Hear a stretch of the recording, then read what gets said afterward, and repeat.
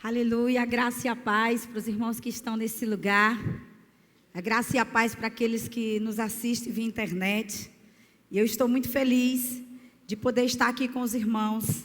Eu me chamo Cleide Dias, sou esposa desse homem lindo que vocês acabaram de ouvir, pastor Randerson Dias. Sou discípula do pastor Raimundo Nonato, da pastora Maria de Jesus. Faço parte do quadro de pastores dessa igreja, a Igreja Ágape. Para você que me ouve aí à distância e não me conhece. Juntamente com meu esposo, cuidamos de uma rede dessa igreja, a Rede Manaim, que é uma rede abençoada, que o Senhor nos presenteou com discípulos extraordinários nesse tempo. E nós estamos cumprindo o ID do Senhor nesse lugar, até a hora em que o Senhor disser para onde mais teremos que ir. Nós costumamos falar o que aprendemos com o nosso pastor. Nós não temos um lugar para ir, mas nós temos uma pessoa a seguir, essa pessoa é Jesus. Aleluia. E hoje eu quero compartilhar com vocês sobre a história de uma família. Essa história é uma história que me marcou e ainda me marca até hoje. Ela está relatada em um dos livros da Bíblia. E eu gostaria de pedir que a mídia pudesse estar colocando aqui o texto que eu vou ler. Essa história está relatada no livro de Ruth. E eu vou pedir a você que mantenha esse livro aberto. Nós vamos manusear bastante esse livro hoje, para que você possa entender quão poderoso é decisões, posicionamentos que nós, eu e você, precisamos tomar no nosso dia a dia. E às vezes a gente não tem noção de que nossas decisões, tomadas ou não, porque eu costumo dizer que até mesmo quando eu não tomo uma decisão, eu estou decidindo a minha vida. Às vezes a gente pensa que só decidimos algo quando tomamos uma decisão. Quando deixamos de tomar, também nós estamos decidindo não ir para onde o Senhor quer nos levar e atrasando algumas coisas nas nossas vidas. E essa história, ela vai nos falar de uma família que tomou decisões erradas, decisões acertadas, e eu quero compartilhar com você. O texto diz o seguinte, logo no capítulo 1 e o versículo 1, começa dizendo: na época dos juízes, houve fome na terra. Um homem de Belém de Judá, com a mulher e os seus 2 filhos, foram viver por algum tempo nas terras de Moabe. Primeiro eu quero chamar sua atenção para algo. Esse homem não era qualquer homem, ele era da tribo de Judá. Então ele não era um homem qualquer. E ele saiu de um lugar que era o lugar onde o povo de Deus habitava, a nação de Deus, a nação de Israel. E ele foi passar um tempo. Olha para quem está perto de você e diga: passar um tempo. Ele não foi morar em Moabe, ele foi apenas passar um tempo. Versículo 2 continua dizendo: o homem chamava-se Elimeleque, sua mulher Noemi e seus 2 filhos Malom e Quilion. Eram efrateus de Belém de Judá, chegaram a Moabe e lá ficaram. Morreu Elimeleque, marido de Noemi, e ela ficou sozinha com os seus 2 filhos. Aqui começa uma história que eu e você precisamos aprender com essa família. Precisamos aprender a tomar decisões acertadas, a permanecer quando o Senhor nos apresentar uma circunstância que nós não estávamos preparados para elas, permanecer quando nós desejamos sair, e foi o que esse homem não conseguiu fazer com a sua família.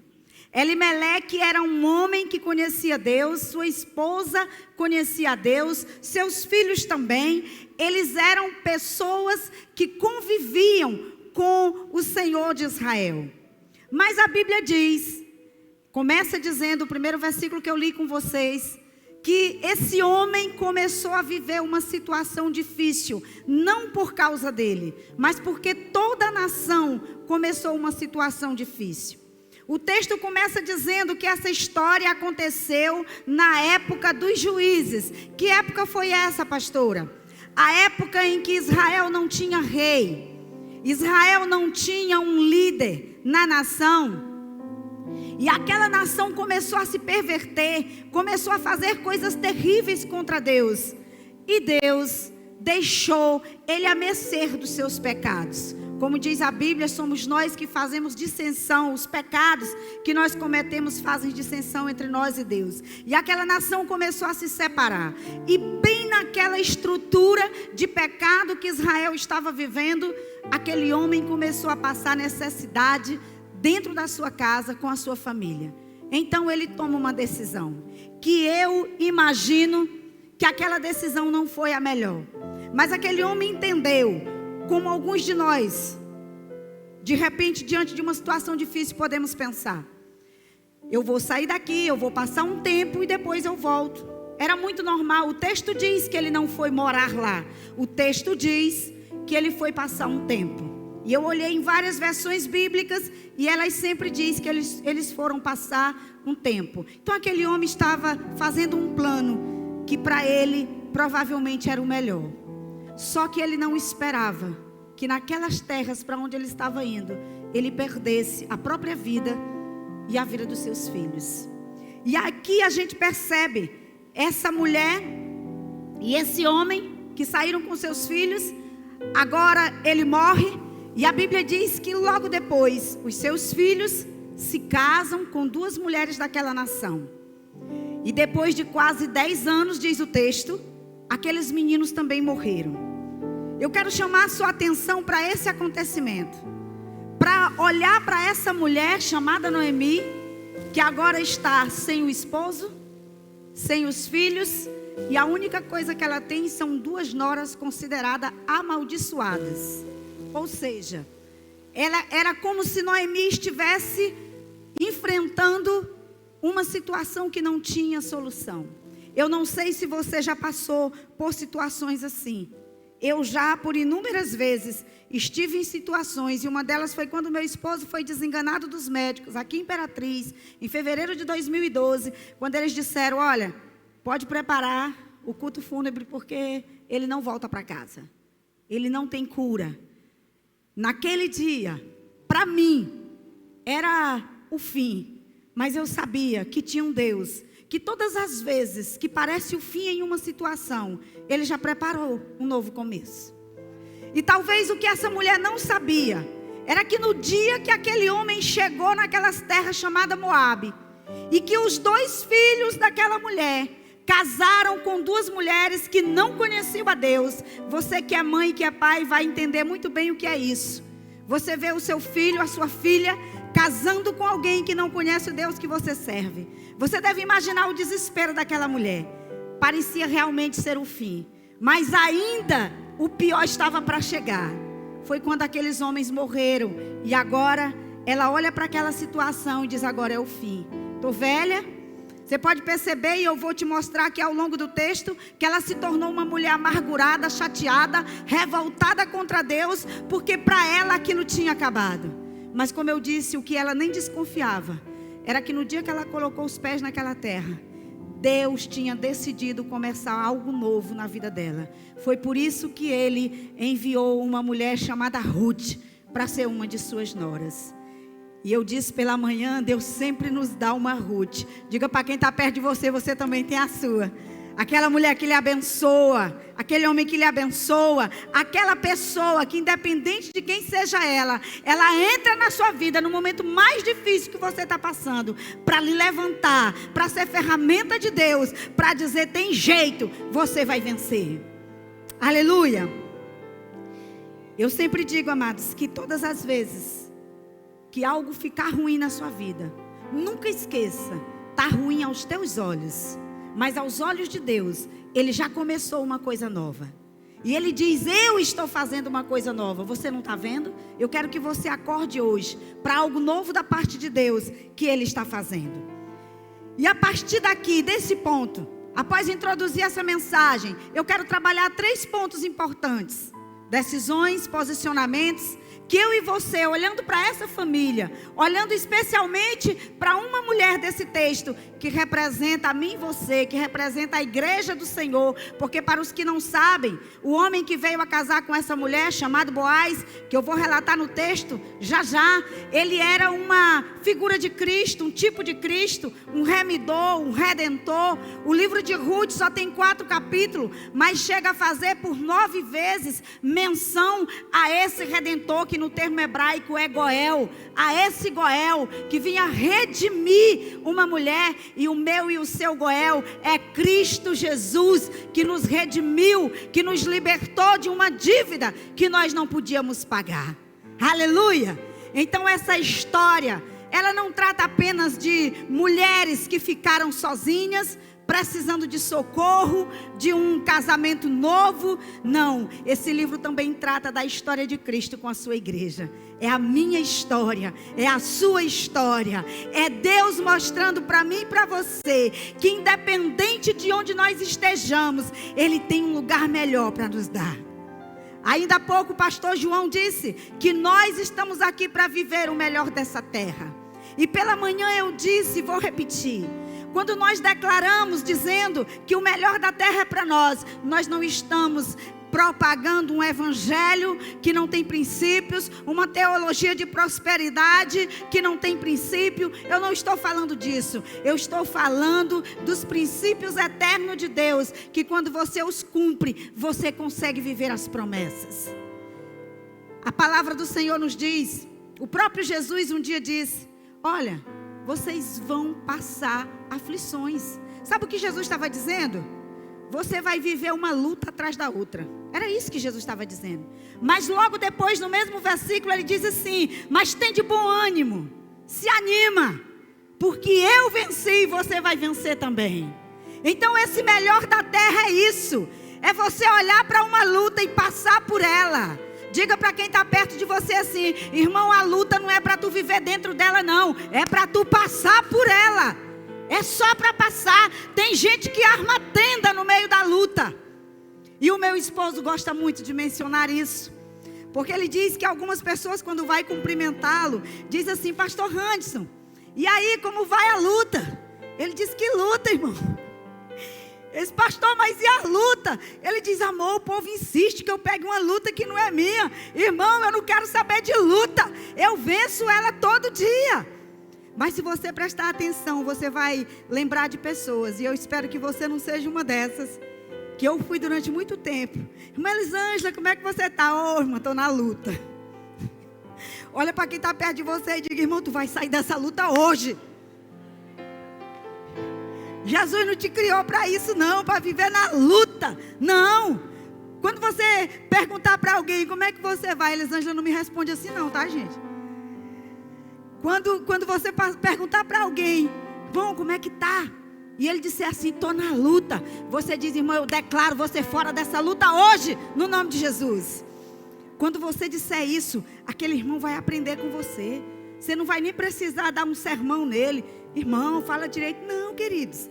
Você vai ensinar com a doçura do evangelho que Deus já lhe deu, simplesmente posicionando aquela pessoa. Porque na verdade nós não vencemos muitas guerras, porque nós não tomamos o nosso lugar que Cristo nos deu.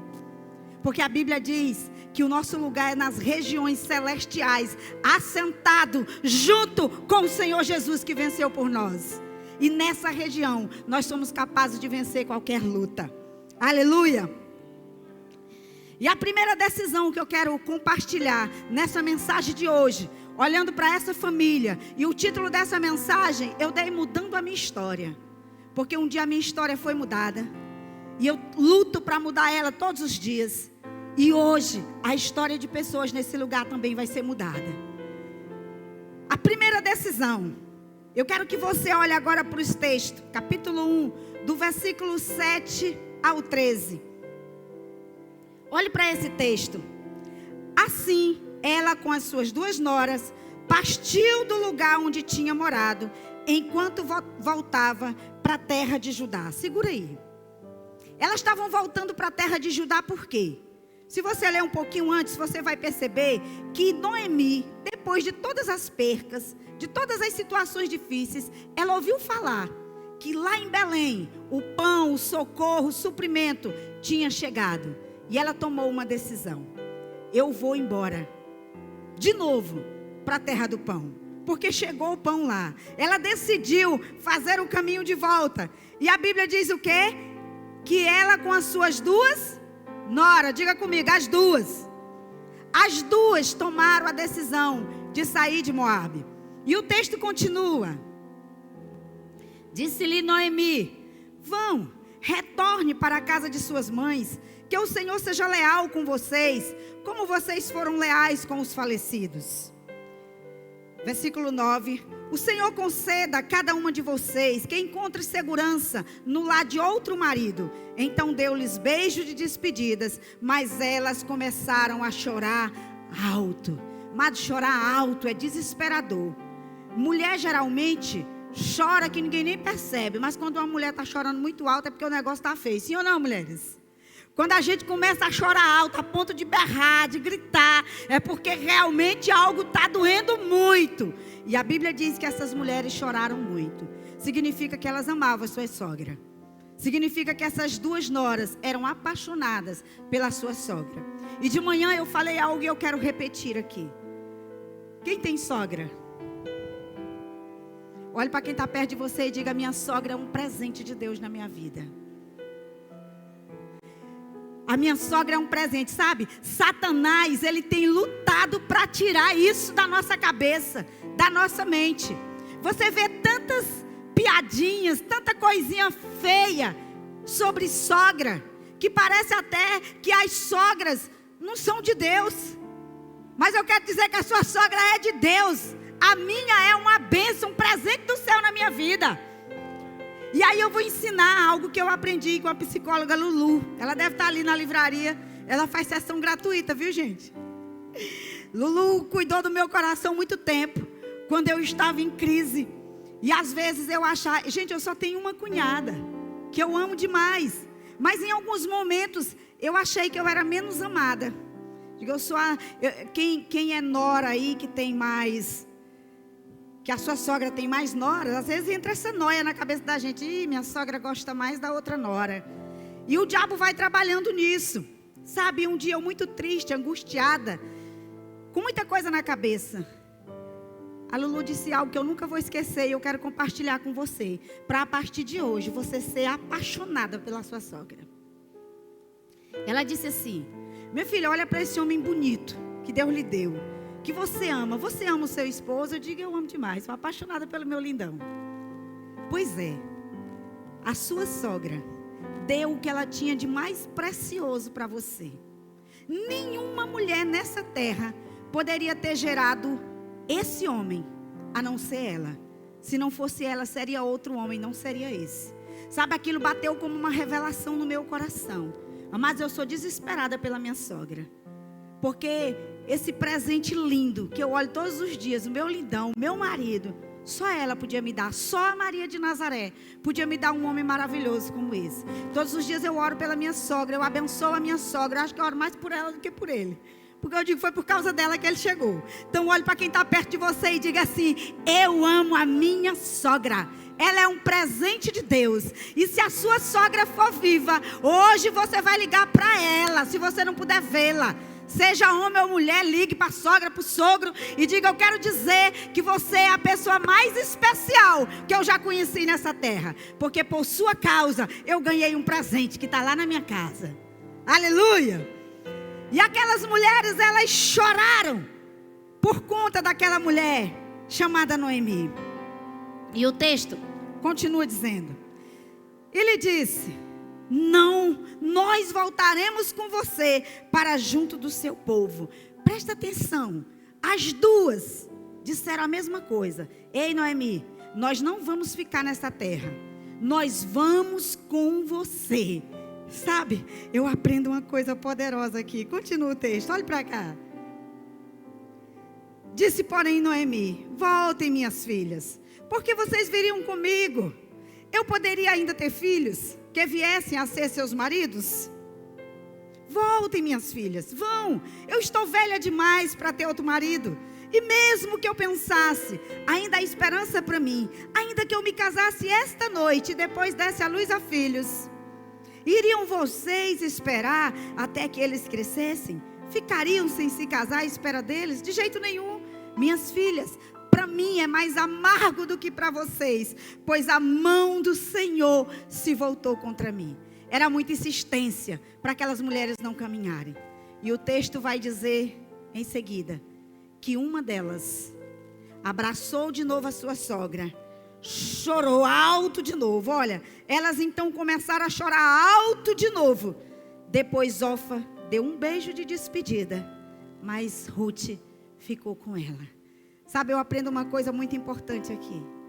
A decisão de sair de Moabe foi a decisão mais importante que Ruth e Noemi tomou. Mas eu quero lhe dizer que decidir não é suficiente, porque Orfa também decidiu.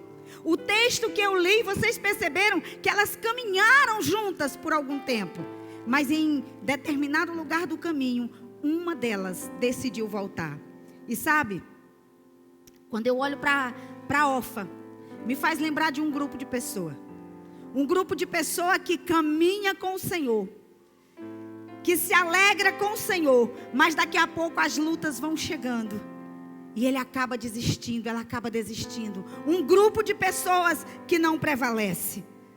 Mas quando eu olho para Ruth, eu vejo um grupo de pessoas que continua, que permanece, independente das lutas. Um grupo que tem aliança, que sabe que o Deus de Israel vai trazer o socorro esperado. E eu quero declarar que esse grupo está comigo aqui essa noite. Aleluia! O grupo que não desiste.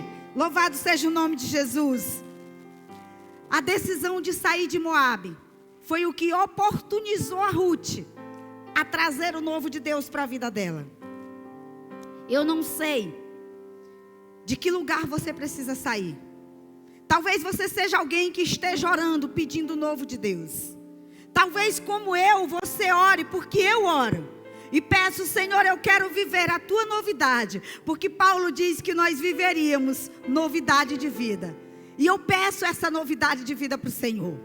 Amados, mas tem uma coisa interessante aqui para se viver uma novidade de vida. Ruth precisou sair de uma geografia. Pela manhã eu falei da pastora Vanderlene. Pastora Vanderlene esteve aqui no início desse ministério. Andou por alguns lugares, estados. Por último estava na capital do Maranhão. E já tem algum tempo que ela orava, que Deus falava. O pastor Ronaldo está aqui também. Ele viveu essa história. Mas eu tenho certeza que no coração deles algo vinha. O que eu vou fazer lá? Eu já saí de lá. O que eu vou fazer lá? Meu Deus! E eu tenho certeza que eles relutaram muito para voltar. Mas deixa eu lhe dizer uma coisa. Tem pessoas que precisam mudar geografias para que coisas novas de Deus cheguem. E como eu declarei sobre eles, eu declaro sobre você que está aqui. Se você tiver que mudar de geografia, seja no trabalho, de um trabalho para o outro, de uma cidade para outra, eu quero lhe dizer que o novo de Deus você vai viver. Eu não sei qual é o lugar que está te limitando. Aquele lugar limitava Ruth. Porque aquele lugar só tinha a vidinha amaldiçoada que ela já conhecia. Ela não ia ter nada daquilo que ela teve. Ela não ia poder entrar na genealogia de Jesus se ela ficasse lá. Ela só tinha aquilo ali. Talvez o lugar que você precise sair não seja geográfico. Não é mudar de cidade. Talvez é mudar de uma opinião. Uma convicção que se torna prisão muitas vezes. Talvez um relacionamento errado. Amados, tem tantas coisas pequenas que nós achamos bobo, mas que Deus olha para nós e espera que nós tomemos uma decisão. E aqui eu quero abrir um parênteses para dizer algo. Eu não disse pela manhã, eu quero dizer agora. Eu sou de um lugar chamado Lago da Pedra. Tem alguém de lá por aqui? Sempre tem alguém. Esse lugar, eu costumo dizer que é a última cidade do Maranhão. Fica depois de Bacabal. E um dia, eu nunca tinha conhecido outro lugar. Eu nunca esqueço, dia 2 de abril de 97. Eu cheguei aqui em Imperatriz com uma mala, às 22h30 na rodoviária daqui. Pastora, a senhora tinha para onde ir? Não, eu não tinha, porque eu não conhecia ninguém. Você sabe por que eu decidi deixar a minha geografia da minha cidade? Porque eu não queria a realidade de vida que eu via lá. E as pessoas que oravam por mim diziam: olha, Deus tem algo novo, Deus tem algo grande, vai embora daqui, some daqui. As pessoas mandavam eu ir embora, gente. usadas por Deus, irmão, vai embora. Deus tem algo. E eu acreditei que Deus tinha algo. Já se passaram 25 anos ou mais, não contei, de 97 para cá, que eu estou em Imperatriz. Mas poucas pessoas têm coragem de arrumar uma mala e sair de um lugar para o outro, quando elas nunca saíram de suas cidades. Essa foi a primeira cidade que eu conheci na vida, depois da minha. Foi Imperatriz. Eu tenho uma história com esse lugar. Foi esse lugar que me abrigou. Mas eu precisei sair da minha geografia, para mim poder chegar aqui, para mim fazer faculdade, para mim me tornar pastora, para casar com esse homem especial, para conhecer essa igreja, esse ministério e tantas coisas que Deus já fez na minha vida. A minha pergunta é, se eu tivesse ficado com medo, se eu tivesse me conformado lá, porque lá estava bom, gente, era a minha cidade. Eu tinha meu emprego, eu tinha minha igreja, eu fazia parte do coral, acreditem ou não, eu era cantora oficial da igreja.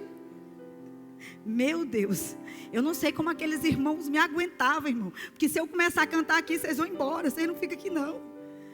Amados, mas eu tinha o meu lugar confortável. Ruth também. Olha para o teu irmão e diz, irmão, qual é o teu lugar confortável? Eu não sei qual é.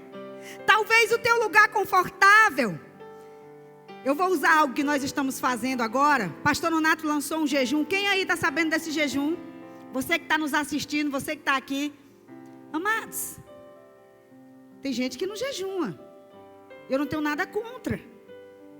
Mas tem gente que nem experimenta. Já diz assim, ô pastor, eu não vou jejuar porque eu passo mal. Amado, eu também já disse isso um dia. Pastora, se eu não tomar café de manhã, eu caio 5 minutos no chão. Nem experimentou. Nem tentou. E às vezes Deus está dizendo, eu quero ver se você entra agora neste jejum, porque eu quero fazer o que eu nunca fiz. Tem gente que quer o que nunca teve, mas não quer fazer o que nunca fez. Não quer nem tentar. Tem gente que o café da manhã é mais precioso do que deixar para só almoçar ou jantar. Mas não existe nada sem sacrifício. Só tem uma coisa que foi de graça, é a salvação em Cristo Jesus, e essa eu e você já temos. O resto nós temos que conquistar. Aleluia. E aquela mulher, ela decidiu sair do lugar confortável. Ruth tinha nascido ali. Ruth vivia num lugar que ela conhecia. Ela sabia tudo de Moabe. Assim como eu sabia tudo da minha cidade. Eu me arrisquei a vir para cá. Pastor, e como é que a senhora se virou aqui? Passei 6 meses. Passando os piores momentos da minha vida. Só para você ter noção de uma situação. Eu aluguei um quartinho ali perto da rodoviária. Acho que ele nem existe mais aquele lugar. E eu não tinha dinheiro para pagar aquele quarto, eu não tinha trabalho. Mas eu disse para aquela mulher, que era uma pessoa evangélica, nunca mais eu a vi. Eu disse para ela assim, eu digo, olha, eu quero que a senhora me espere, porque o trabalho que eu tenho, que não era nenhum, viu gente? O trabalho que eu tenho, eu só vou receber daqui 3 meses. E eu vou lhe pagar tudo, mas eu quero que a senhora espere. Pastora, a senhora estava mentindo, eu estava profetizando sobre a minha vida. Porque quem tinha fé era eu. Eu não penso em você que eu estava inventando história, não. Eu estava com toda a convicção que depois de 3 meses eu tinha dinheiro sobrando. Aquela mulher acreditou em mim, graças a Deus. E os meses foram chegando e o trabalho não chegava. O meu quarto só tinha uma porta, viu gente? E não tinha nada não tinha um ventilador para refrescar. Eu me lembro de uma camiseta de políticos que davam muito naquela época, a minha situação não era as melhores. Eu pegava aquela camiseta, eu molhava. Não sei se você já passou por uma situação assim. E eu me vestia para aguentar dormir de noite. Porque o calor era grande demais. Só tinha a porta da frente, eu não podia abrir e dormir com a porta aberta, porque eu tinha medo de alguém me matar. Não conhecia ninguém na cidade. Meu Deus, o juiz era bem pouquinho. Eu tinha muito medo, não tinha encontrado ainda meu marido, daí ia demorar muito para me encontrar ele. Amados, mas um dia naquele quarto, eu disse, Deus, eu nunca esqueço daquela experiência. Parece que quando a gente acaba de conhecer a Jesus, as coisas são mais fáceis, né? Mas não é não, é porque a gente ora mais, a gente busca mais e Deus faz mais. Um dia eu disse assim, Deus, bota um ar condicionado nesse quarto que eu não aguento mais.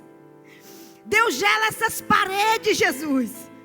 Mas depois dessa oração, eu acordava à noite, estava descendo água nas paredes, o quarto todo refrigerado, parecia que tinha um ar-condicionado lá dentro. Mas eu sabia que era o sopro de Deus naquele lugar. E depois disso, a minha fé aumentou. E com a minha fé aumentada, eu consegui substituir uma pessoa num trabalho aqui na prefeitura de Imperatriz. E sabe quem eu conheci substituindo essa pessoa? Por que eu estou lhe contando isso? Porque tem das 3 decisões que eu vou compartilhar com você, a última delas é a que eu quero que você fique muito atenta. Porque foi essa que me ajudou. Eu decidi ir. E eu não ia ganhar o salário daquela moça. Ela queria que eu ficasse no lugar dela, ela ia fazer uma viagem. E ela ia me pagar um percentual. Mas para quem estava na situação que eu estava, meu amigo, era motivo de festa. E eu fui. E naquela substituição, não lembro se no mesmo mês ou no segundo, eu conheço um homem de Deus chamado pastor Raul Cavalcante. Foi meu pastor por alguns anos aqui. Alguém que eu admiro, respeito, me abençoou demais na Assembleia de Deus. E quando aquele homem me olhou, eu tenho certeza que ele me olhou com os olhos de Deus. Ele disse: minha filha, de onde você é? Eu sempre gostei de falar, gente. Eu era muda. Depois eu conto essa história para vocês. Minha filha, de onde você é? E eu fui contar a minha história. Ele disse: vamos para a minha igreja. E eu fui para a Assembleia de Deus Jerusalém, que até hoje existe, a igreja mãe das Assembleias de Deus aqui. Eu me tornei a primeira promotora de missões mulher das Assembleias de Deus nessa cidade. Fui muito amada, muito acolhida, trabalhei muito. Minha vida mudou, porque eu tomei uma decisão de servir, mesmo não tendo um pagamento por isso. Olha para quem está perto de você e diz: fica atento, crente. Vale a pena você servir sem esperar pagamento, porque o pagamento de Deus é melhor do que aquele que um homem pode te dar. Eu não me arrependo da decisão que eu tomei. Aleluia. Amados, eu não sei qual é a decisão que você precisa tomar, mas eu tenho certeza de uma coisa: se você não estiver satisfeito, como eu não estava lá naquela cidade, você precisa tomar uma decisão. Talvez de orar mais, de jejuar mais, de servir mais. Porque eu quero dizer que tem pessoas que até oram, vai no monte, jejum, e o que estão pedindo não chega. Talvez o que está faltando é você chegar aqui na Vanessa e dizer: Vanessa, eu quero dar o lanche do Jesus na madrugada, sexta-feira. Talvez o que esteja precisando é você chegar na pastora Adriana ou ali na Dreica, que é uma das coordenadoras do Renascer. Chega e dizer: Dreica, eu quero patrocinar toda a comida do Renascer essa semana. Almoço, janta, café da manhã. Talvez seja isso. Talvez seja chegar no pastor Elivaldo e dizer: pastor Elivaldo, eu quero patrocinar um mês para esses homens que Deus está recuperando. Porque o que tem nessa igreja é homens e mulheres que o Senhor recuperou através de ofertas que pessoas doaram. Olha para quem está perto de você e diz: irmão, seja uma dessas pessoas. Seja abençoado. Amados, nós temos uma igreja que tem muitos projetos. E quando eu vejo alguém dessa igreja, a igreja que eu faço parte, me dizendo assim: pastor, eu queria fazer alguma coisa, a igreja é muito grande, eu não faço nada. Olha, porque dá vontade de eu... Serve isso, muito sério. Tem um socorrão, né? Tem um socorrão para fazer. A vontade que eu tenho de dizer: irmão, grande é a tua cegueira. Grande é a tua cegueira, porque eu nunca vi uma igreja com tanta coisa para fazer. Antes de ontem, minha discípula está aqui do lado da Catiele, chegou para mim e disse: pastora, fui para a vigília do Jesus na madrugada. Eita glória, meus discípulos estão trabalhando, Jesus. Não precisou nem eu dizer vai. Eu louvo a Deus, porque os meus discípulos trabalham, graças a Deus. Eu tenho uns que são preguiçosinhos, mas eles vão trabalhar, que eu estou orando. Sabe por quê, amados? Porque quando você trabalha para Deus, Deus supre a sua necessidade. Quando você faz algo para Ele, Ele é responsável por aquilo que Ele lhe dá de presente. Aleluia. E a decisão de Ruth de sair daquele lugar fez ela ser abençoada com algo extraordinário que era impossível para uma mulher moabita. Eu não sei se você sabe, mas Moabe tinha esse nome, os moabitas, por conta de um incesto que aconteceu na família de Ló. Todo mundo morreu, a mulher dele virou pedra de sal, E aí ficaram 2 filhas. E as filhas desesperadas, achando que não ia ter mais homem na terra. Nós vamos dar cachaça para o papai. Vamos pegar ele e gerar os meninos, senão vai acabar todo mundo. E assim fizeram. E a filha mais velha dele deu à luz a um filho chamado Moabe. Daí esse nome, Moabitas, nascidos de um incesto, gerado de um incesto. E Ruth fazia parte dessa geração, que segundo a Bíblia, uma geração amaldiçoada.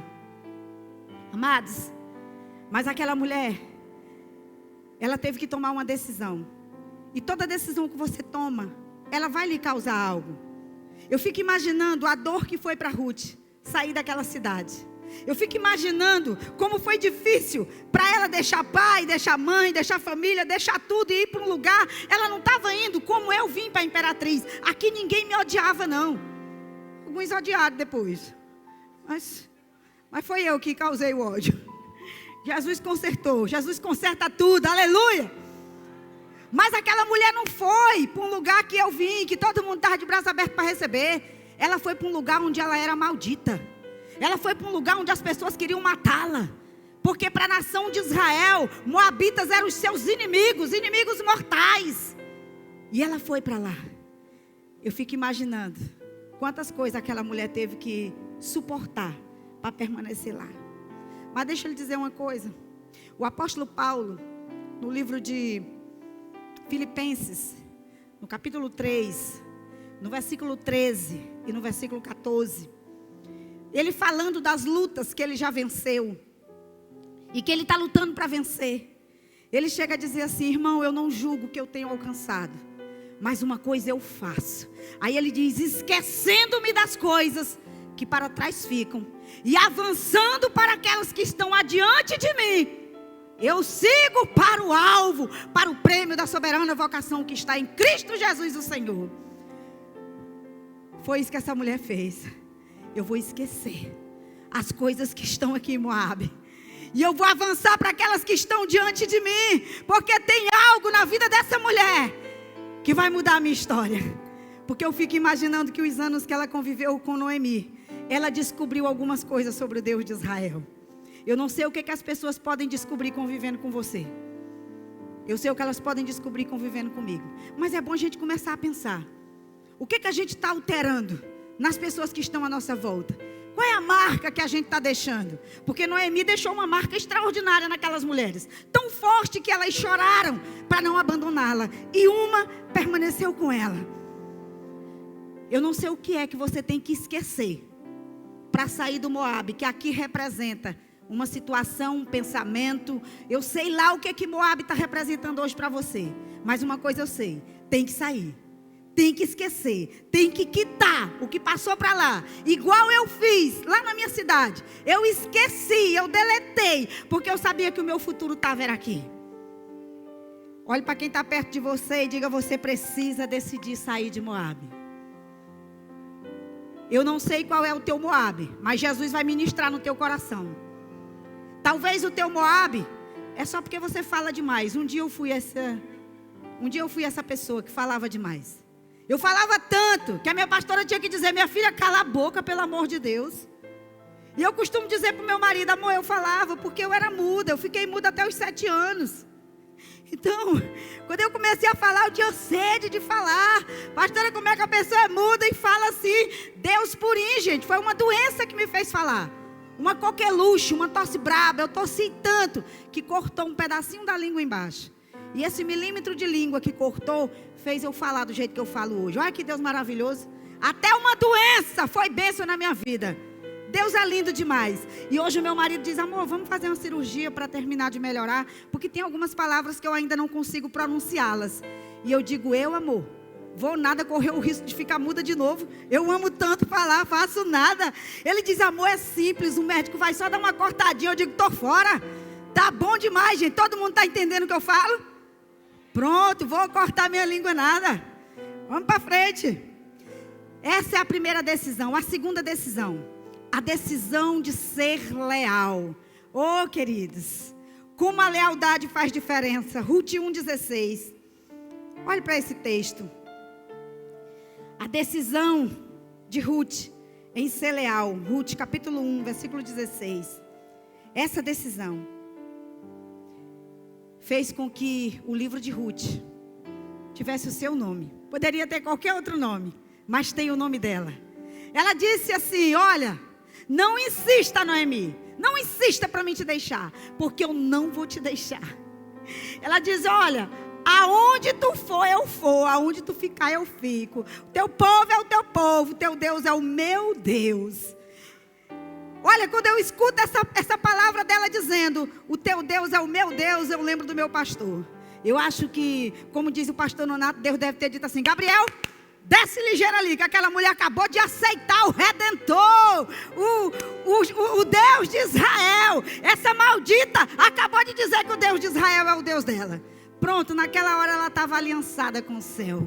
Talvez ela não tivesse consciência, mas Jesus pegou aquela mulher, como um dia Ele pegou a mim e a você. A decisão de ser leal vai fazer você viver o extraordinário. A decisão de ser leal à sua família, ao seu Deus, à sua liderança, às pessoas que convivem com você, aos seus relacionamentos, às suas amizades. Essa decisão de ser leal vai fazer você crescer, vai te colocar em lugar de autoridade, vai te colocar numa posição que nada mais pode te colocar lá. Porque a lealdade é um princípio de Deus, um princípio eterno de Deus. Aleluia! Quem tem aliança é leal. E eu costumo dizer que a lealdade é mais valiosa do que os benefícios que ela pode te dar. Como assim, pastora? Tem muitas pessoas que deixam de ser leais por conta de coisas que podem ganhar. Tem muita pessoa que não é leal ao seu ministério, aos seus líderes, à sua família, aos seus amigos, porque tem algo que quer levar vantagem. E por conta da vantagem, quebram a aliança de lealdade. Só que eles não entendem que junto com isso estão quebrando a sua prosperidade e o seu crescimento. Porque é o princípio da lealdade que lhe protege. Aleluia! Ruth só foi abençoada porque ela permaneceu leal. Ruth não tinha vínculos de sangue com Noemi, mas ela decidiu que aquela mulher ia ser a porta que ia mudar a história dela. E eu fico imaginando, e eu quero que você pense comigo agora, como foi difícil para Ruth caminhar com aquela mulher. Projete aí, por gentileza, o versículo do capítulo 1, 19 e o 20.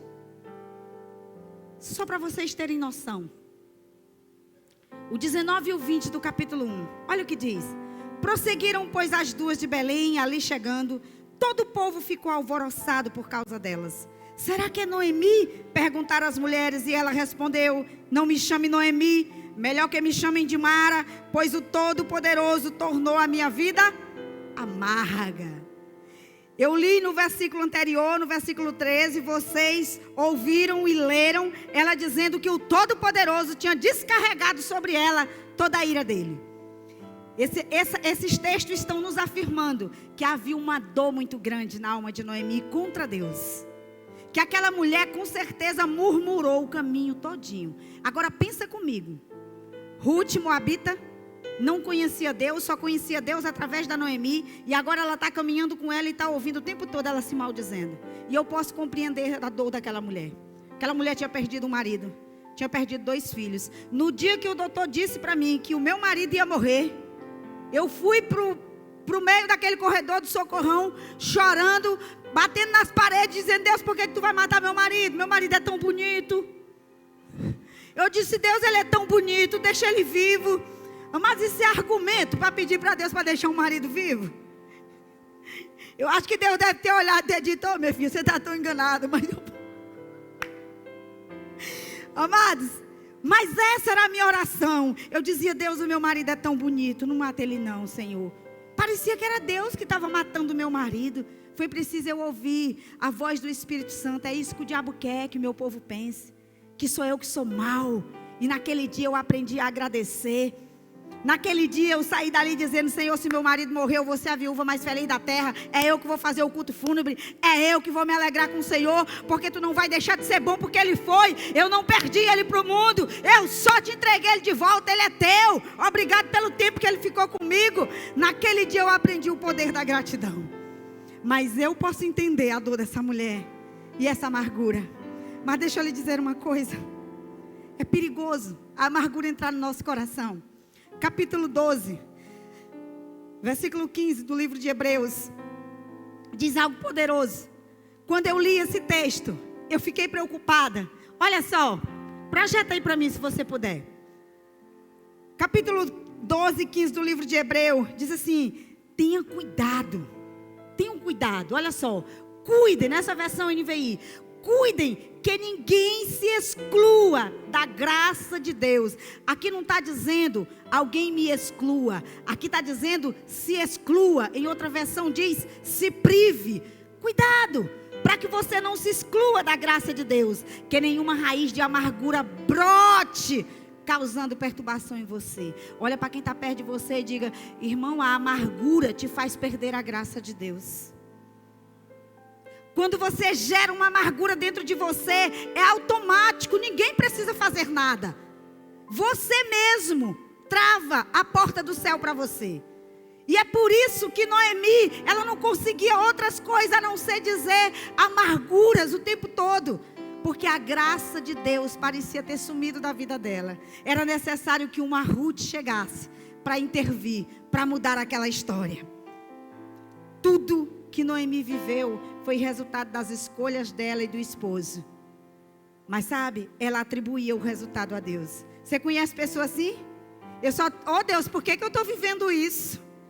Ah Deus, por que é só comigo? Senhor, mas por que o Senhor não faz diferente? E nunca olha para trás e pensa: eu estou vivendo isso porque eu decidi. É típico daquelas pessoas que usam bastante o cartão de crédito. E no dia que a fatura chega, diz: ê, demônio furioso. Menino, mas o diabo é solto. O marido olha e diz assim... Tem mulher rindo aqui, eu acho que elas estão se achando, olha. O marido olha e diz: mulher, o que é isso? Ela disse: meu bem, foi o diabo. O diabo deve estar olhando dizendo: meu Deus, essa mulher tem cada ideia. Eu não estava nem sabendo que eu sabia fazer compra com cartão de crédito. Mas a grande verdade é que quando nós nos metemos numa luta, nós atribuímos ou a Deus ou ao diabo, nunca é nossa culpa. Rapaz, o diabo está se levantando. Olha uma coisa que eu aprendi. Isso é eu que falo, tá? É algo meu que eu carrego comigo. Eu li em Apocalipse que Deus é que fecha a porta e que abre porta. Aí quando eu escuto alguém dizendo: o diabo fechou a porta, mulher, estava quase passando, eu soa mal aos meus ouvidos, porque eu não posso entender que o diabo tem poder de fechar a porta. Ele pode ter um trinco querendo botar na porta que Deus abriu ou fechou para você, mas ele não tem a chave dessa porta. Quem tem é Jesus. Aleluia. Então eu tomei uma decisão: a glória nunca vai ser do diabo. Quem fecha e abre porta é Deus. Se tem uma porta que está fechada, pare de atribuir essa honra ao diabo. Não é ele que fecha, não. É Deus que fecha para lhe dar livramento. E talvez ele só está fechando agora para abrir amanhã. Porque se ele se abrir agora, você não vai suportar o que vai chegar para a sua vida. Até nisso Deus acerta. Ele acerta em tudo. Tem coisa que eu não posso ter hoje, mas eu posso ter amanhã. Aleluia.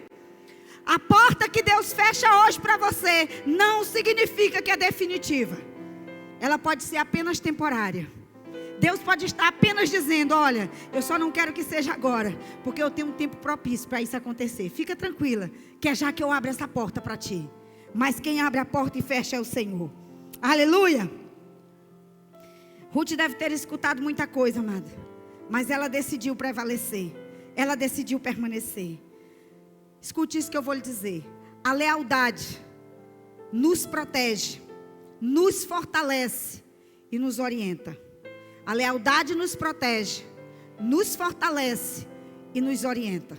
Se você olhar para a história, para a trajetória dessa mulher, você vai entender, e eu vou já concluir afirmando isso para você, segundo o texto bíblico que está aqui nesse livro, que a lealdade, a aliança daquela mulher foi o que tornou possível a vitória que aquela mulher viveu em Deus. Louvado seja o nome do Senhor. Terceira decisão que eu acho importante. Qual foi a primeira? Diga comigo: sair de Moabe. Qual foi a segunda? Fazer uma aliança de fidelidade, de lealdade. E a terceira Olha para quem está perto de você e diz assim: decidi trabalhar. Olha o texto aqui, projeta para mim, por gentileza, Ruth 2 e 3, por favor. Ruth disse a Noemi: eu vou recolher espigas no campo daquele que me permitir. Vá, minha filha, respondeu Noemi. Então ela foi e começou a recolher espiga atrás dos ceifeiros. Casualmente encontrou-se justo na plantação, na parte da plantação que pertencia a Boaz, que era do clã de Elimeleque. Casualmente, isso é um Jesus-cidência muito grande. Esse casualmente foi planejado pelo Senhor. Mas o que eu quero que você olhe aqui é a atitude daquela mulher. Ela era amaldiçoada, ela estava em terra alheia. Se fosse eu e você, talvez não tivesse coragem de botar a cara na rua com medo de uma pedrada. Mas aquela mulher não esperou a sogra dizer: minha filha, vai trabalhar que nós precisamos comer. Ela mesmo disse: eu quero ir trabalhar, eu quero ajudar, eu quero abençoar a sua vida. E a decisão dessa mulher de trabalhar fez com que ela encontrasse alguém muito especial. A Bíblia registra que naquele tempo tinha uma lei que protegia os pobres. E é claro que Ruth estava debaixo dessa lei. Qual era essa lei? Era a lei que dizia que os estrangeiros, os órfãos, os pobres, as viúvas, e as duas eram viúvas, elas podiam catar as sobras nos campos, nas colheitas. E ela, debaixo dessa lei, ela foi procurar socorro. E justamente no campo do homem que viria a ser o seu remidor, o seu Goel, o seu redentor. A decisão de ir trabalhar fez Ruth se conectar com a pessoa que ia mudar a vida dela. Você lembra que eu contei que eu fui trabalhar em um lugar sem ganhar o dinheiro que eu precisava, substituindo alguém que ia viajar. E lá eu conheci um homem de Deus nessa cidade. Foi aquela conexão com aquele homem de Deus que começou a mudar a minha história, Imperatriz. Tem lugares que Deus vai lhe levar, que você não vai querer ir, que você não vai gostar de estar. Mas é lá que tem pessoas que vão ser as conexões que vão mudar a tua história. Eu costumo dizer que José do Egito não gostou de estar preso. Ele não fez nada para ir ser preso. Mas tinha alguém lá dentro da prisão que seria o responsável por tornar ele governador. Então entenda que em alguns momentos você não vai gostar de onde está, não vai gostar do que está fazendo, mas não se importe com isso. Pense no depois, naquilo que Deus vai gerar através daquilo que você está fazendo. Aleluia. Ali, naquele dia que Ruth começou a trabalhar, começou também o ciclo da sua prosperidade. O posicionamento de Ruth de dizer: eu não vou ficar de braços cruzados, fez com que a vida dela começasse a prosperar. E quantas pessoas hoje, amados? E eu quero voltar a repetir o que eu disse ainda há pouco. Quantas pessoas hoje estão, eu não vou longe não, eu vou para cá, para a nossa igreja, para o nosso ambiente, orando, jejuando, fazendo muitas coisas, mas não tem coragem de dizer: Vanessa, eu quero ajudar no Jesus na madrugada. Dreica, eu quero abençoar aquela casa com alimentos. Gente, eu quero ajudar um projeto, eu quero fazer alguma coisa. Sabe, a Bíblia diz lá em Tiago, capítulo 2, do versículo 14 ao 26. Depois você leia. Tiago diz que a fé sem obras é morta. O que Tiago está dizendo? Você precisa parar só de dizer. Você precisa fazer. Dizer é bom? É. Orar é bom, é indispensável. Jejuar também. Mas é preciso que você também se levante para fazer. Porque todas as vezes que você se levanta para fazer algo, Deus levanta o céu para trabalhar para você. Eu disse no culto pela manhã e vou repetir. Ela está nesse culto, a Cleia esteve com a gente, com a nossa rede. Ela é de outra rede, mas ela esteve nos abençoando no Renascer. E lá eu tive a oportunidade de ouvi-la dizendo: pastora, quando eu decidi vir ajudar nesse lugar, Deus me deu a resposta que eu estava esperando há muito tempo. Amado, você precisa acreditar nisso. Eu não estou aqui dizendo que as tuas obras, que os teus feitos vão comprar a bênção de Deus, de jeito nenhum. Mas eu estou dizendo que existe uma lei eterna, imutável, que é um princípio. Gálatas 6, 7. Tudo que o homem semear, isso ele colherá. Você não precisa acreditar para você viver esse princípio de semeadura e colheita. Você crendo ou não, você vai viver. Tudo que você planta, você colhe. Isso vale para o que é bom e vale para o que é ruim. Então, se tudo que você planta, você colhe, aprenda a plantar serviço. Amado, foi uma das maiores lições que Jesus ensinou. Nas suas últimas horas de ministério na terra, o que ele fez foi reunir seus discípulos. Pegou uma bacia, pegou uma toalha, colocou todo mundo. E não foi para lavar os pés dele, não. Foi para ele lavar os pés. E eu quero entender que se pouco antes de Jesus ir, ele fez um negócio desse, ele estava querendo dizer que é uma das coisas mais importantes na terra. Por isso ele tinha que ensinar antes de partir. Olhe para quem está perto de você e diga: irmão, você é servo. Além de filho, você é servo. Aleluia. Aquela mulher, ela decidiu servir, ela decidiu trabalhar. Decida fazer algo. Se mova. Eu costumo dizer que todas as vezes que você se move, o céu se manifesta. Eu tenho tanta crença nisso, mas que é uma maneira de acionar os anjos de Deus na terra. Eu costumo dizer que o ministério dos anjos, isso é bíblico, está na palavra. Existe uma classe de anjos que eles são exclusivos para te servir. Agora tem muita gente que não bota anjo para trabalhar, o motivo eu não sei. Mas a Bíblia diz que Deus dá ordem a anjos a teu respeito. Olha para quem está perto de você e diz: irmão, bota os anjos para trabalhar para ti. Bota os anjos para trabalhar. Lá em casa, eu boto um anjo até procurar casa para aluguel quando eu preciso. Meu esposo diz assim: amor, os anjos têm o que fazer. Eu digo: por isso, porque a gente dá o que fazer para eles. Senhor, eu não estou encontrando. Eu digo: Senhor, manda um anjo lá agora. Manda um anjo procurar essa casa nessa cidade, porque eu preciso. Senhor, manda um anjo levantar alguém agora, porque eu preciso. Amado, não demora nem 7 dias não. As coisas acontecem. E o meu esposo agora já crê no ministério dos anjos. Antes ele ficava rindo de mim. Parecia uma doida, botando um anjo para trabalhar. Eu quero que você saia daqui com essa convicção, que o anjo do Senhor pode ir lá no seu trabalho, mudar o que você não pode mudar. Que o anjo pode ir lá na casa do teu filho, da tua filha, tua sogra, tua nora. Sei lá onde você quiser. O anjo do Senhor pode mudar a tua vida. E você que está nos assistindo, creia. Você pode pedir ao Senhor ordens de anjos para cuidar de você, para resolver o que você não pode. Amados, tem coisas que o nosso braço nunca vai alcançar, mas tem anjo no céu para trabalhar para você. E você pode chamar por eles na hora que você quiser. É só pedir: Jesus, manda um anjo. Eu já tive muitas experiências, amados. Você não tem noção. Eu não tenho tempo para contar-lhes aqui. Mas eu quero que você estude sobre os ministérios dos anjos. Eu quero que você entenda que tem uma classe deles que é exclusiva para te presentear, para guerrear com você, para abrir uma porta que você não consegue abrir. Eles estão a serviço de Deus na terra. Aleluia! Louvado seja o nome de Jesus. Sabe? Olhe para Ruth, capítulo 2, versículos 5 e 6. Isso aqui é uma expressão.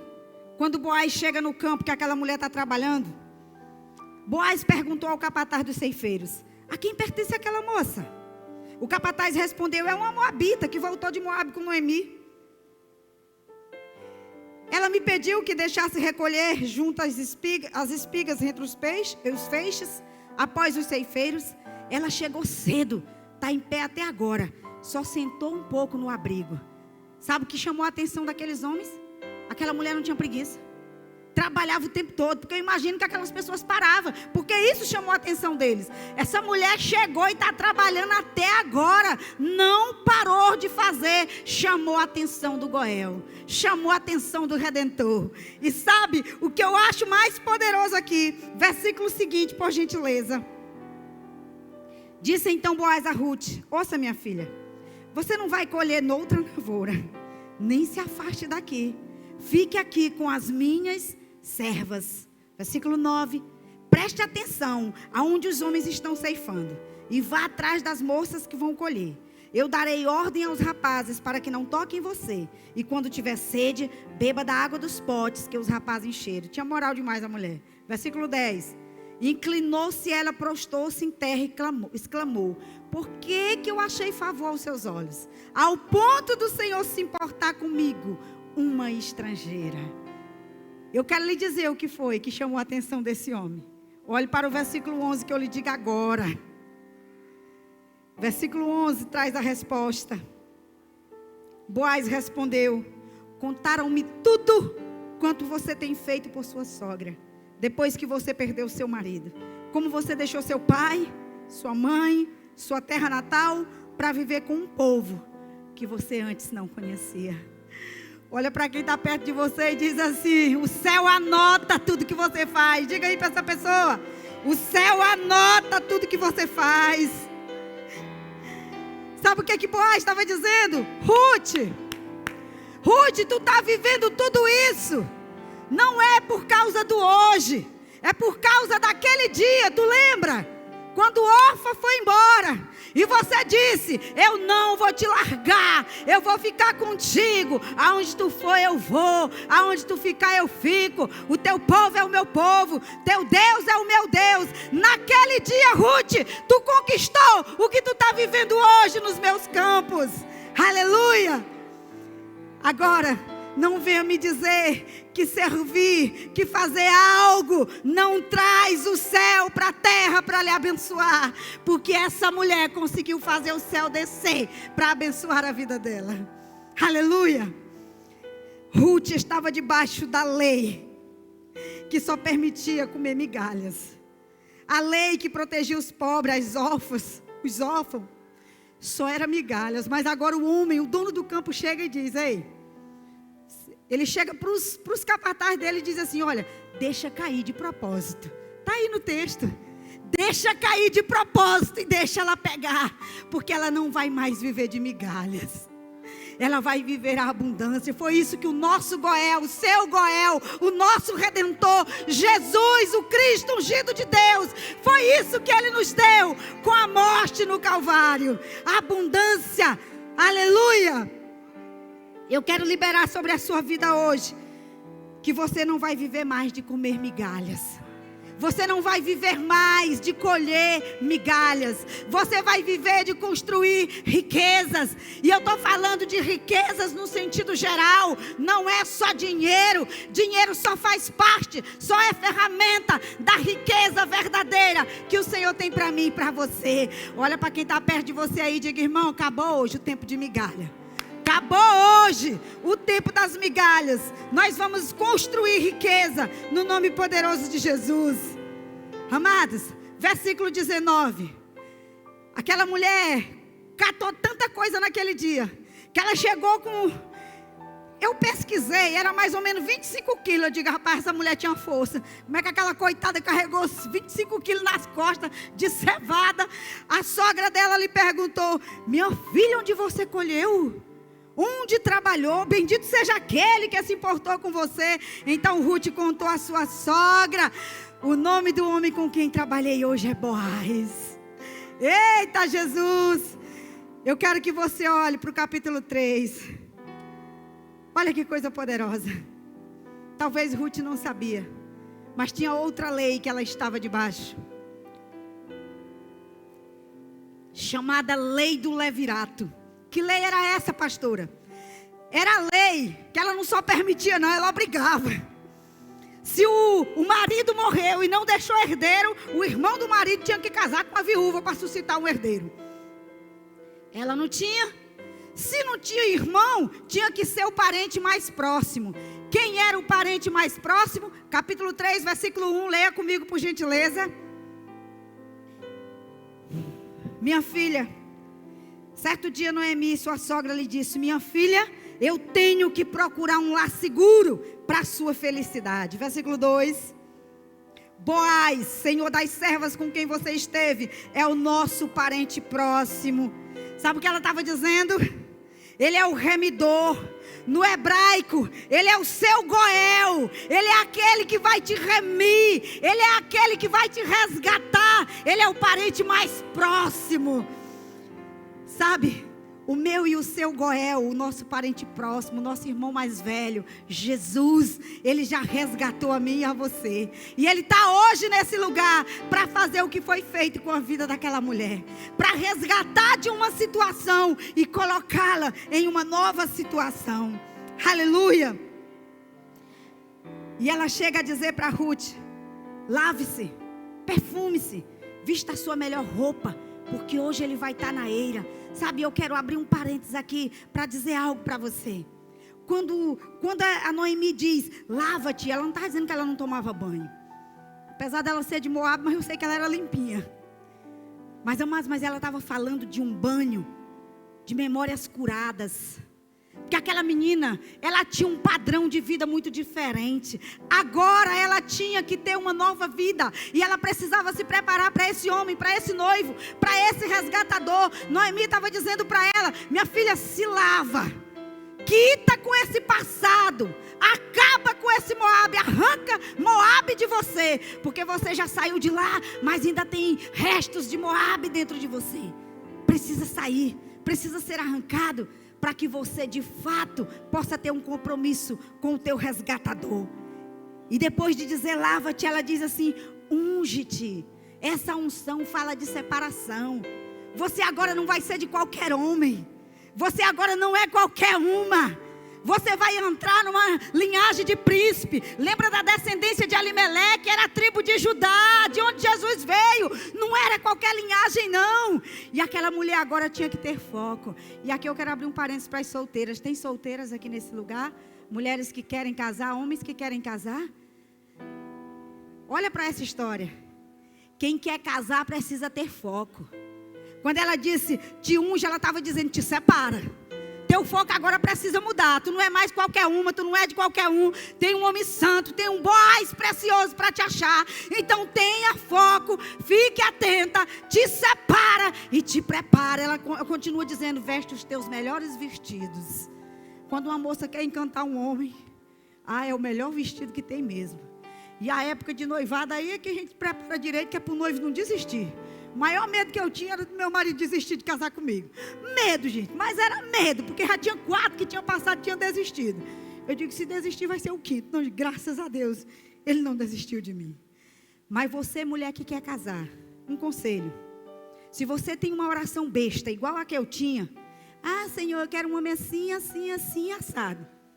Passei anos lutando, só entrei em coisa errada. E um dia Jesus disse, muda a tua oração. O quê? Muda. Eu digo, tá bom, Senhor, pode ser um homem cheio de Deus, mas tem que ser pastor. Essa parte você pode pedir, viu? E Deus mandou esse homem precioso para mim. A outra coisa, mas eu não gosto disso. Mas e se Deus tiver isso? Mas eu não gosto daquilo. Não quero esse homem não. Esse branquelo? Não, eu quero um homem moreno, eu quero diferente. E se Jesus quiser diferente do que você quer? Você precisa tomar a decisão. Quer casar? Pois então tenha foco. Senhor, esse ano eu caso. Eu quero que as solteiras saiam daqui, os solteiros saiam daqui, declarando, esse ano eu caso. 2023 eu vou estar com meu esposo, com a minha esposa, porque o remidor Goel está nesse lugar. Aleluia. Você, homem e mulher solteira, começa a dizer, Senhor, manda o anjo buscar essa mulher. Manda o anjo buscar esse homem. Senhor, traz. Porque o anjo do Senhor vai buscar o marido para você. Pastor, isso não é heresia não. Não, o filho de Abraão um dia recebeu. O filho de Abraão precisava de uma esposa. E ele chamou o servo dele e disse, meu filho, tu tem uma tarefa. Tu vai buscar uma esposa para o meu filho. E ele foi, e ele não sabia quem era não. E ele teve que pedir um sinal de Deus. Aquela mulher que chegar no poço e que ela me dê água e ainda disser que vai dar para os meus camelos. Amado, camelo bebe demais. Bota litro de água para camelo beber.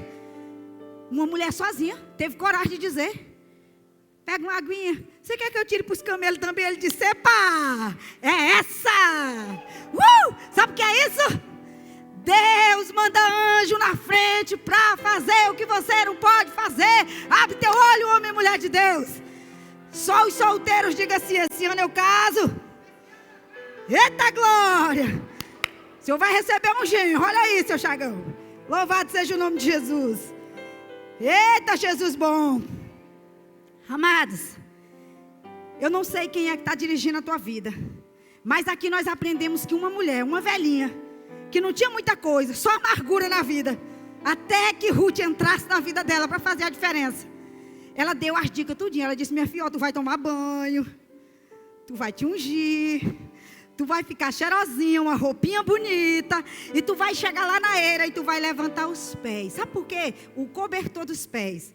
Porque segundo a lei do levirato, quando uma mulher entrava na eira e ela tirava o lençol dos pés daquele homem, ele era obrigado a remir ela. Ele não podia dizer não. Então, solteiras, aproveita e diz: anjo do Senhor, vai lá e levanta o lençol espiritual na vida desse homem, porque eu sei que Deus tem coisa nova para fazer. Gente, eu vou ter que orar pelas mulheres e os homens solteiros, porque de verdade eu sinto graça de Deus, que o Senhor vai casar muitos de vocês. Eu já quero liberar que as minhas discípulas que estão solteiras vão casar, que estão aqui nesse lugar, no nome poderoso de Jesus. Aleluia. Eu quero que você entenda que tem pessoas que elas dão os conselhos acertados. Eu não sei quem é que está aconselhando você, mas eu quero lhe dizer que quem cuida da sua vida é quem tem o melhor conselho para lhe dar. Receba e deixe Deus trabalhar na sua vida. Eu quero concluir essa mensagem dizendo para você: decida sair de Moabe, decida fazer uma aliança de lealdade, decida trabalhar. E quando eu falo trabalhar, amado, não é só trabalhar na sua empresa, não. Trabalhar no reino. Tire um dia da sua semana para servir num projeto. Se não dá na semana, de um mês. Se você não pode ir, desembolse do seu dinheiro, das suas finanças. Um dia. A Dreica está dizendo um dia. Dreica, fica de pé, por favor. Vanessa, fica de pé, por favor. Tem mais alguém aqui de outro projeto? Eu vou pegar o pastor Rantes aqui representando o pastor Livaldo, que ele não está aqui. Gente, vem bem aqui, por favor. Por favor. Aliás, subam aqui, é melhor ainda. Porque aí quem está nos assistindo vai ver. Gente, deixa eu dizer algo para vocês. Nós fazemos muitas coisas. E muitas coisas que fazemos, eu falo fazemos como ministério, a nossa igreja. Às vezes você nem sabe como. Essa aqui é a Dreica. A Dreica é alguém que cuida, juntamente com o pastor Adriano, pastora Maria de Jesus, da Casa Renascer. A Vanessa, com Jesus na madrugada. Ela já tem cara de Jesus na madrugada. E pastor Rantes está aqui representando o pastor Eli. Por que eu fiz questão de chamar? Porque quando terminar esse culto, eles vão estar aqui no altar. E você vai procurar um deles. Se é para ajudar o projeto dos homens, você vai chegar aqui e dizer: pastor Rantes, eu quero, dê seu telefone, converse com ele, o que é que você pode, se você pode doar dinheiro, se você pode doar serviço, eu não sei, mas faça. Principalmente você que não casou ainda e quer casar, viu? Comece a trabalhar para o reino de Deus. Essa aqui, Vanessa, eu quero ir para Jesus na madrugada. Ou então, Vanessa, eu não posso ir, mas eu posso bancar água, o lanche, uma semana, um mês, é toda sexta-feira, eu não sei. Essa aqui, gente, aquelas mulheres gostam de comer, viu? Elas estão aqui hoje? Estão aqui não, né? Elas vão estar nos às 19. Gente, elas são como eu, elas gostam de comer, eu estive lá. E elas gostam de comer bem. E precisa de muita comida, né, Dreica? Como é que é? Tem 21 mulheres na casa. Então imagine, eu estive lá ontem. Amados, procure essas carinhas aqui no final desse culto. E no nome de Jesus, faça algo que você não fez ainda. Eu estou lhe dizendo porque eu e meu esposo temos vivido. E elas sabem algumas coisas das nossas vidas. Que nós servimos em alguns lugares. E nós não nos arrependemos de fazer isso. Olhe para quem está perto de você e diga assim: tu quer ser rico? Olha aí para tu, quer ser rico? Então aprende a servir. Muito obrigado. Não saia daqui sem falar com eles. Tudo isso que Ruth fez, ser leal, trabalhar, sair de Moabe, possibilitou ela entrar na descendência de Jesus. Mas o mais poderoso não foi isso. Eu já vou pedir para o Herbert vir para cá comigo, por favor. O mais importante não foi isso. O livro de Ruth, se você olhar aí na sua Bíblia, você pode olhar, está entre Juízes e 1 Samuel. Juízes era o quê? Era o povo de Deus vivendo no pecado, na promiscuidade.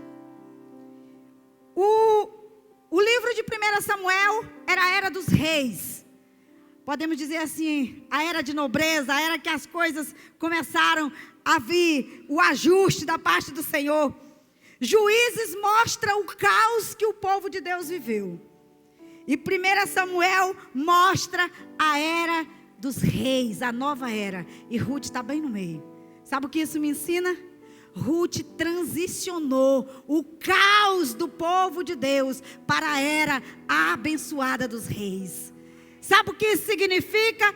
Que eu e você podemos ser chave de Deus para transicionar essa geração nesse tempo difícil que nós enfrentamos. Porque se Deus usou uma mulher amaldiçoada, imagine o que Ele não pode fazer comigo e com você que já encontramos com Ele. Aleluia! Deus tem algo novo para você viver. E eu quero lhe dizer uma coisa, amadas. Transicionar, quando eu falo essa palavra transicionar, sabe quando é que você pega algo de um lugar e faz isso? Só Deus pode fazer comigo e com você. Sem que você se mova, só Deus pode fazer isso. Eu quero que você fique de pé, olhe para quem está perto de você e diga: hoje Deus vai transicionar você para um novo nível. Hoje Deus vai transicionar você para uma nova era. Eu quero que Herbert cante uma canção que nós cantamos pela manhã.